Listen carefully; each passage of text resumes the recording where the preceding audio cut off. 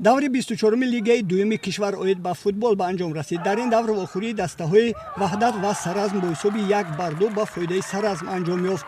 Сомон Масчоҳро бо ҳисоби 3-1 шикаст дод. В охирӣ дастаҳои Рангон ва Душанбе ба Мавқуф гузошта шуд.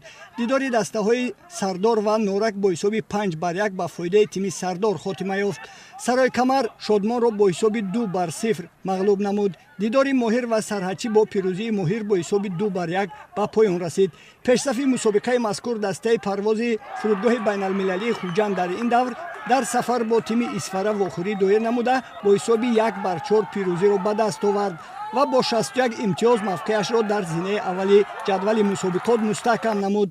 дастаи парвози фурудгоҳи байналмилалии Хуҷанд баъди таваққуфи 10-сола дар мавсими имсола 2 давр пеш аз интиҳои чемпионати Тоҷикистон оид ба футбол байни дастаҳои Лигаи Якум рохат ба Лигаи Олиро ба даст овард. Парвоз дар мавсими имсолаи Лигаи Якум 24 вохӯрӣ гузаронида ба дарвозаи ҳарифон 51 гол зад ва ҳарифонаш ба 21 голи ӯ ҷавоб гардониданд. айни замон ин даста дар байни 14 тими кишвар дар ҷои аввали ҷадвали умумӣ қарор дорад.